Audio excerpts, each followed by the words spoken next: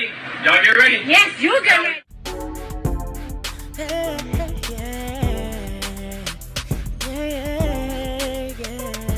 If you want the latest news in the streets, join us and tune in for the tea. Breaking news with integrity. So tell your friends and your family. It's the Lovelyti TV show, bringing you good tea and good vibes. It's the Lovelyti TV show. Be sure to share, like, and subscribe. Let's talk about what's going on with Chadwick Boseman and Malcolm Jamal Warner.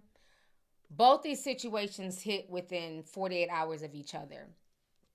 So yesterday, it came out that Malcolm Jamal Warner's wife was having to sue Malcolm Jamal Warner's mother because she and her daughter have not received any money since he died.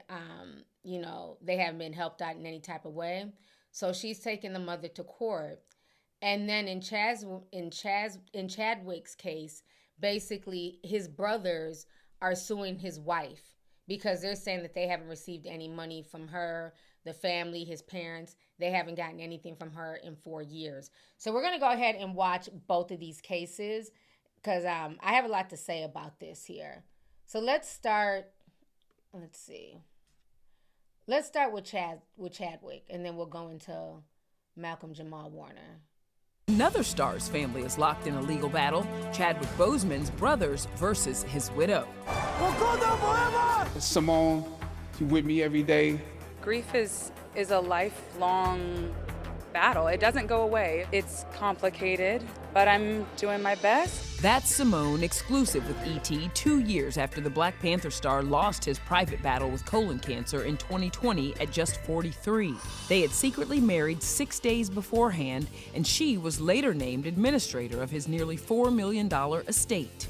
But in new court docs, brothers Kevin and Derek Boseman claim Simone is mismanaging assets and hasn't paid the family any money in nearly 4 years. When someone dies without a will, half of their assets go to the spouse and half of the assets go to the parents as the assignees of their parents' interest in the estate. The kids are still owed this money, and they think that she's sitting on this, asking the court to punish her. When you violate a court order, we have the right to ask the court to hold you in contempt.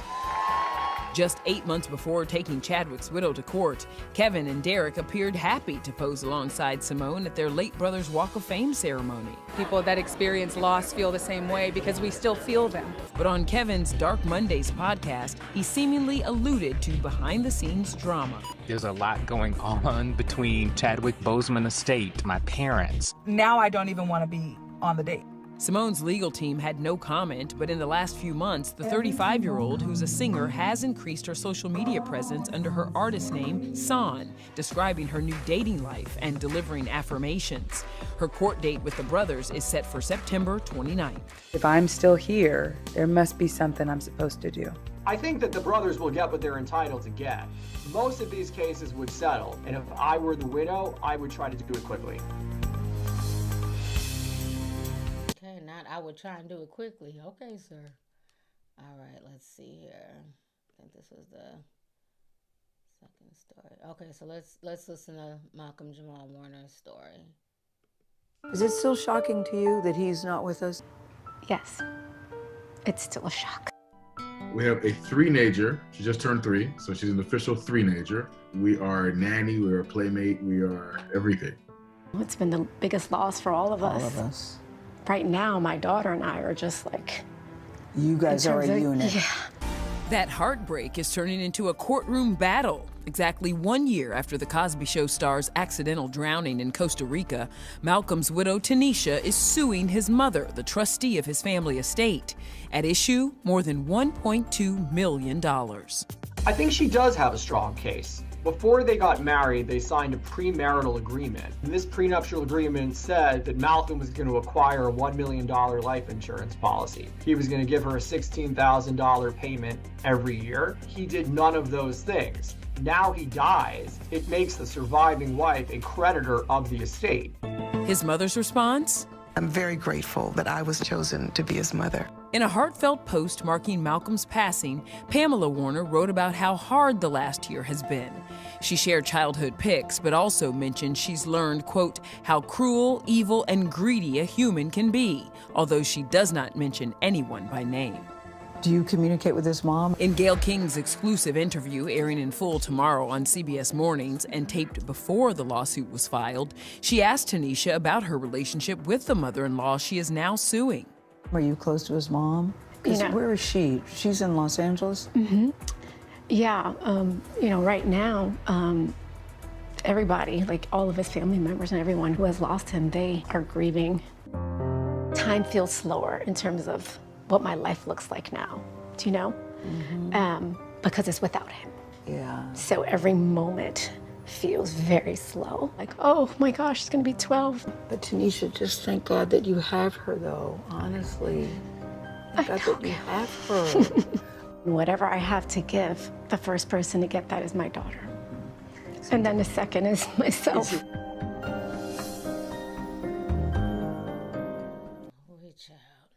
So both these situations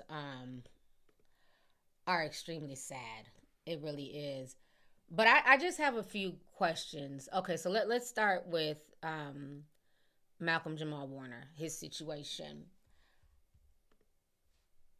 He was married to Tanisha. They have a daughter together. And of course, he died unexpectedly. So nobody, it wasn't like he was sick or anything like that. He drowned. So that was an unexpected death. But it makes me question how tight her and the mother were, like how really close they were as a family, because if the mother is the one who has access to his full estate, one, Malcolm should have eventually got his affairs in order. We always think we have till next week. You just never know. So he never ended up getting that $1 million policy, which would have helped her out. But my thing is, how close were her and the mother? Because you would think that if they had a close bond, she'd want to look out for the granddaughter, who is an extension of Malcolm. And the fact that the mother isn't looking out for the wife or the granddaughter, that makes me feel like they're not as close as she's saying they are. And the mother even said something that, there's greedy people around, but she never mentioned who. And so she wanted to be fair and make sure that her grandchild was taken care of, because Malcolm had a large estate. I'm assuming he had, tons of money, but, you just never know. Why not give her something? Why not give the child something? She wasn't just a baby mama. She wasn't just a random girlfriend. They had been together for 9 years. So again, this is why it's very important for people to really foster these relationships. I'm not saying you got to be best friends with your in-laws, but there has to be some type of closeness. So that way, in the event something happens, it should be no issue wanting to help. Because it's not like, this was a mysterious death or, we're trying to figure out, did she kill him? It's none of that. He drowned. I don't even think she was there at the time. It was just him and the daughter. So I just find that very strange that the mother is unwilling to help. I feel like there's more going on behind the scenes that she's not ready to talk about yet. Now, as far as Chadwick, I will say this. He fought cancer for 4 years, right? And within those 4 years, you're told, you could make it X amount of years or you could die in a few months. Either way, he had plenty of time to get things, figured out. He left the wife everything. But he didn't have a will. He just left her as the executor. And when you're the executor, you kind of trump everything, especially if there's no will. And to me, for him to know that he's sick and he's dealing with something as serious as cancer, shame on him, not trying to talk bad about the dead, for not having his affairs in order. There should have been a will.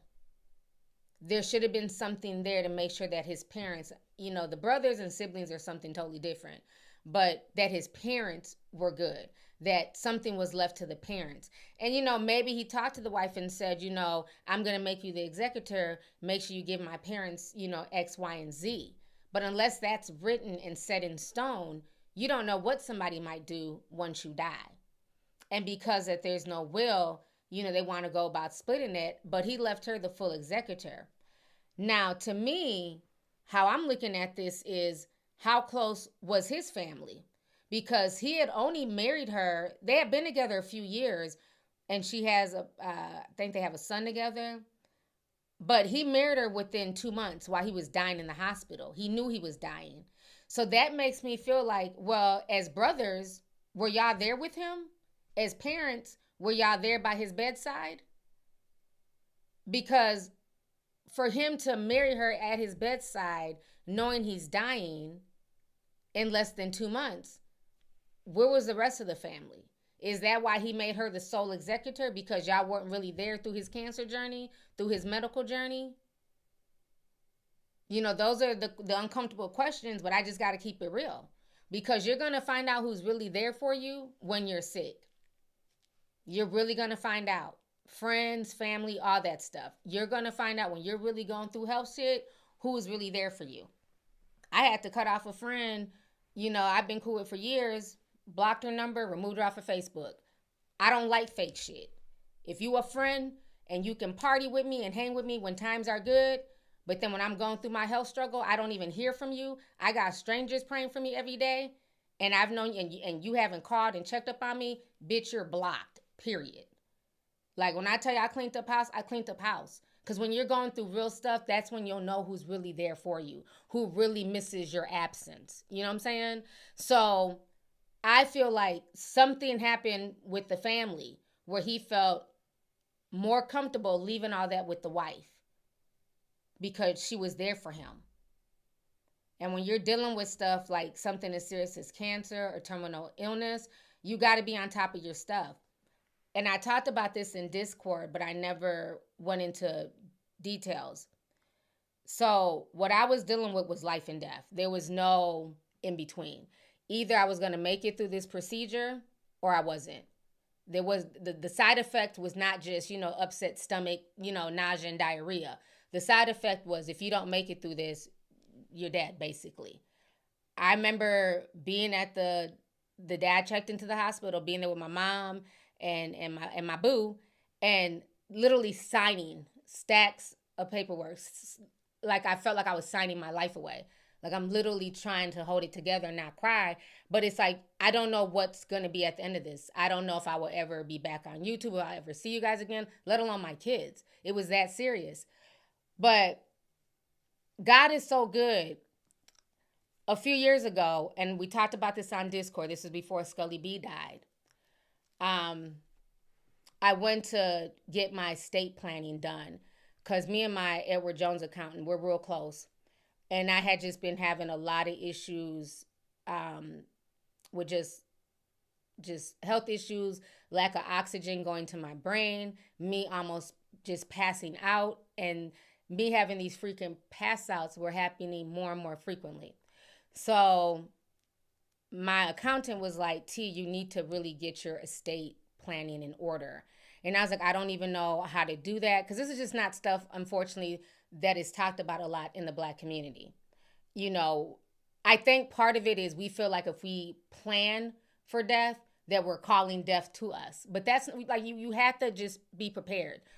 And I noticed that in the white community, they have many, I'm not going to say all white folks, but many of them, especially they got money, they got their ducks in a row. They know who's going to get what, down to the fine china, the damn Delta, limited rewards. Like they have everything split up. And so she was like, you have to really plan this out because with you getting more and more frequently sick, because at that time we were trying to figure out what was wrong, why I was literally about to pass out, why I was not getting oxygen to my brain. And like, I literally would be good one moment and the next moment I'm literally like on the couch convulsing, passing out. It was the scariest shit. And so I said, okay. So she hooked me up with an estate planner. I went and got everything done in 2024. And I remember it was something about her I did not like. I did not like her energy. She just was very cold, the way she was talking. Like, okay, so this child will get this percentage, your mom will get this percentage. who's going to get the car? Who's going to get your house? You know, like she was just very cold, and I started crying. And she was like, what's wrong? I said, this is my life that we're talking about. This is shit I've worked hard for. And you're just talking about it like it's just some junk on the street. I said, the way you're coming off, like, this is my family. This is, you know, like I'm watching you just talk about my life like it's so matter of fact. And so I had to check her. And she was like, oh, I'm really sorry. I've been doing this for years, you know, so sometimes, you know, just comes off just so robotic. I'm really sorry. I said, yeah, you need to fix your tone. I said, you're a bit too cold and you're a bit too robotic. I'm a human being and I'm still here. You know what I'm saying? So she kind of had to change her tone, but I didn't like the way she came off. It was just something about her energy. And so we ended up going through all that. I paid the money. It was like close to two grand. I pay everything. I get my estate planner book. Then I have to have a whole meeting with my family. I'm breaking down crying. This is where everything is at. The safe lock, the codes, all my passwords, how you let YouTube know if I'm not here anymore. Like I had to go through all that shit with my kids, my mom, everybody. And so that was in 2024. So now we fast forward to 2026. I'm about to go through this huge procedure. When I tell you, I woke up, something woke me up on a Sunday morning because I just been very stressed leading up to everything. So this was like a week and a half before I had to go check myself into the hospital. Something woke me out my sleep around 6 o'clock in the morning. And I don't know why I couldn't go back to sleep, but I got on TikTok.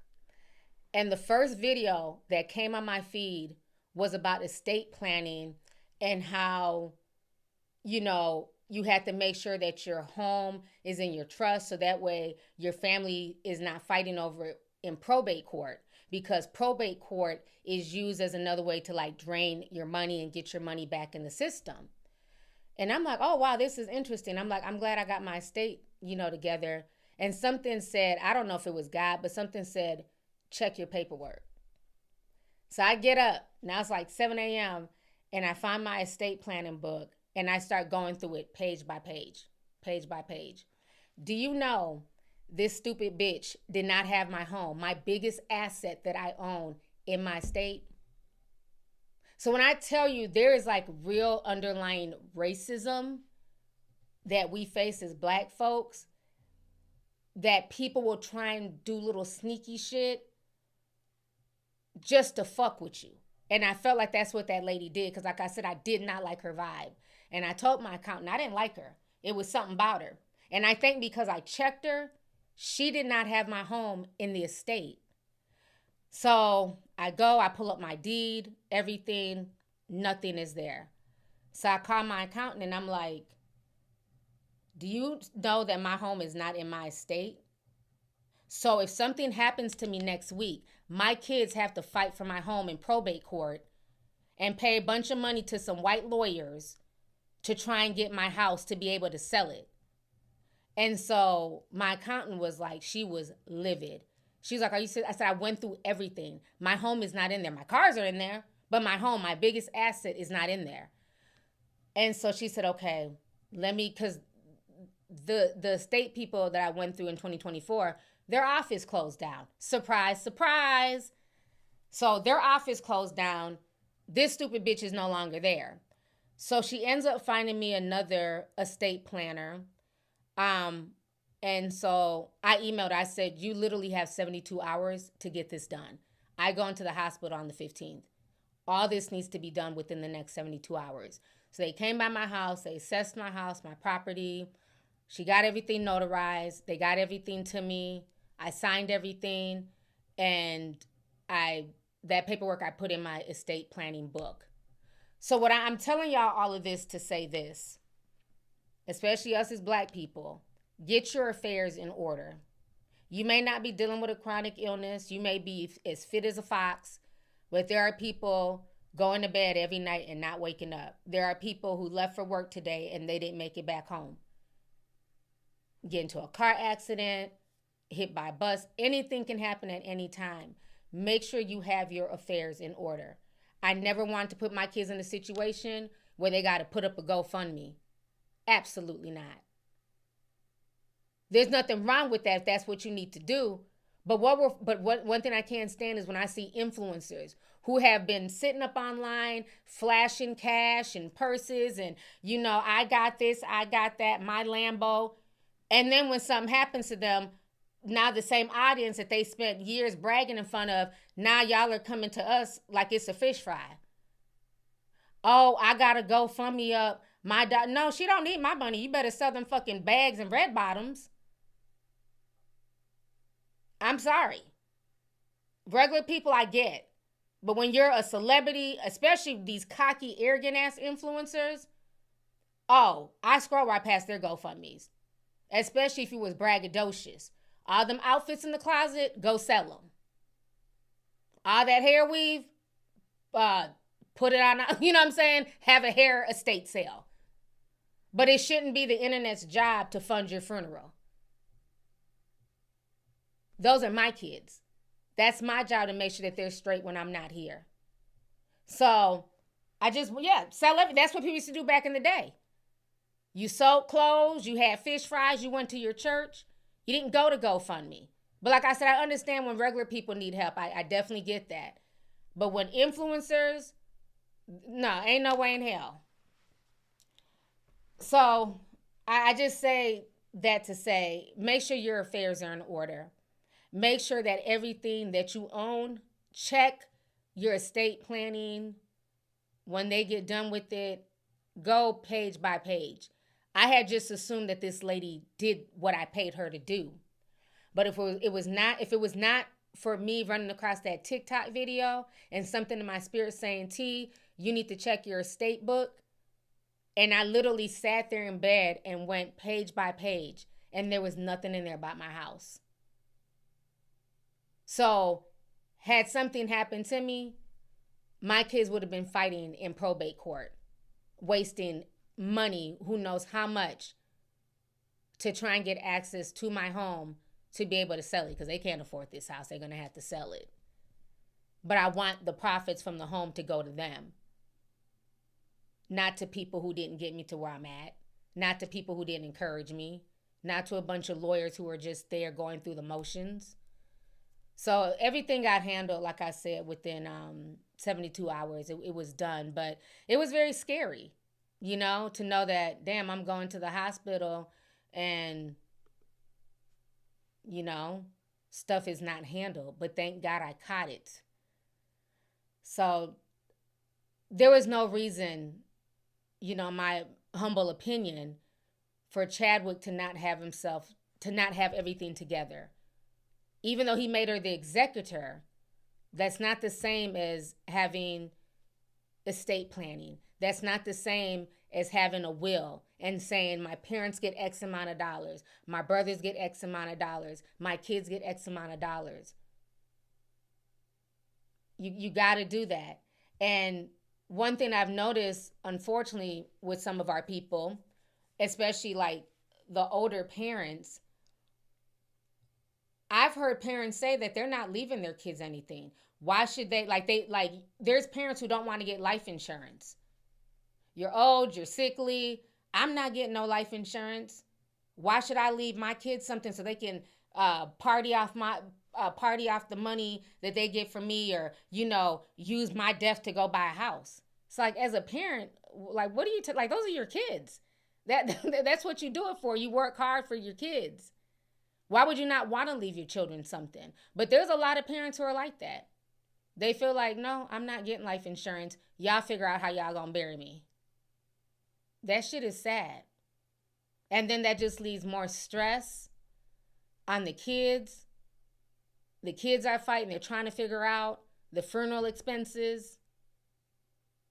So if y'all don't leave with anything else from this stream, have your affairs in order. Because, yeah, you might be 19 and you're young and beautiful and, you know, strong and you're, you know, looks maxing and all that stuff. But you're never guaranteed tomorrow. You know, so if there's things that you deem important, you know, even if you don't have a whole lot, if there's certain jewelry or, you know, your favorite DVD collection and you want to go to a certain person, or outfits and shoes, write that stuff down. You know, so that way there's not all this fighting and chaos. Because once the funeral's done, then that's when the real like drama comes. That money.